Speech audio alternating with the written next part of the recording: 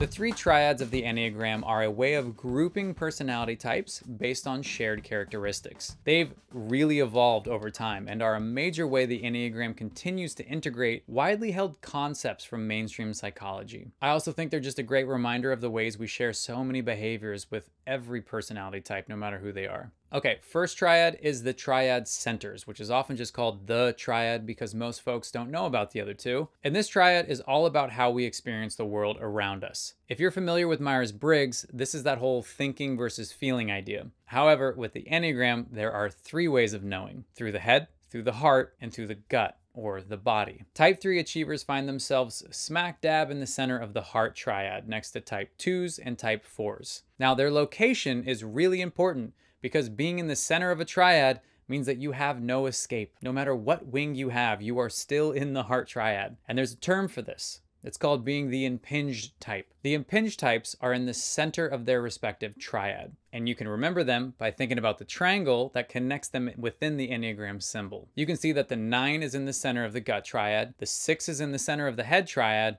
and the 3 is in the middle of the heart triad. All impinged types will have the hardest time navigating their respective triad. So the heart types are driven by their emotions, which means 3s will have the hardest time becoming both aware of and accepting of their emotions. There are two key traits that all heart types share. First is that they deal primarily with a sense of shame around their identity, and second is that they are plagued by the past. Now, each heart type responds to their shame and attachment to the past differently, but as far as 3s go, their shame makes them focus on crafting a flawless, successful identity that they try to convince others of, as well as themselves. Again, 3s are impinged, which means they both externalize and internalize their own BS, which is also why they are so lost when it comes to finding their true identity and embracing their true feelings. When 3s take a long, hard look at themselves and give their hearts a moment to feel deeply, there's usually a pool of tears just waiting below the surface. It's admittedly scary and exhausting to keep their shame repressed for years on end by convincing others that they're just amazing, as well as trying to convince themselves that they're amazing. Overall, 3s would do well to have a regular practice or therapeutic modality that allows them to check in with their feelings,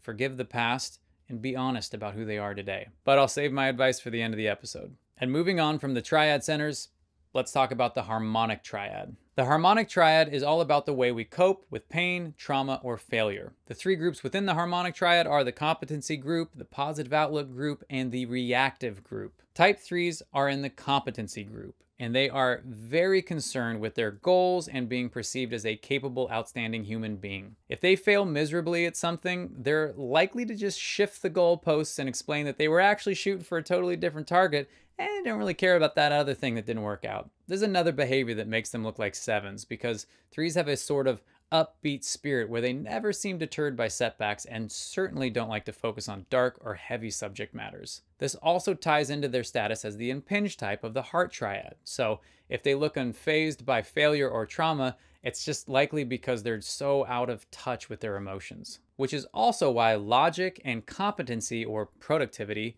feels better to the 3 and makes them seek out rational solutions that will look good to their audience of family, friends, and followers in general. All right, that's the Harmonic Triad. Now let's move on to the last one, which is the Hornevian Triad. The Hornevian Triad describes the general ways each type behaves in social situations. Your primary instinct also has a ton of influence here, so if it doesn't resonate, be sure to check out your instinctual variant again. The three groups of the Hornevian Triad are the withdrawn group, the compliant group, and the assertive group. Type 3s are in the assertive group with types 7 and type 8. Assertive types believe the best way to show up in social situations, be it a party or a job interview, is to assert yourself in a distinct, noticeable way. 3s look a bit different than the other assertive types here because they rely on approval and affirmation of the group as a whole. They would much rather earn their way to the top or be elected from within the group rather than show up and immediately be top dog, like 7s and 8s would probably prefer. Their assertiveness is far more political in nature, so they use their talents to make the team happy and shift their behaviors to be the most likable version of whatever personality type thrives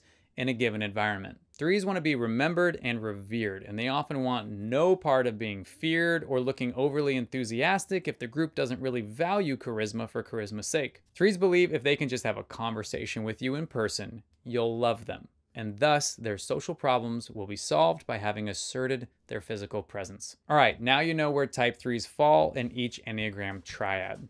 Time for some final thoughts on practical steps 3s can take to live into the healthiest version of their personality.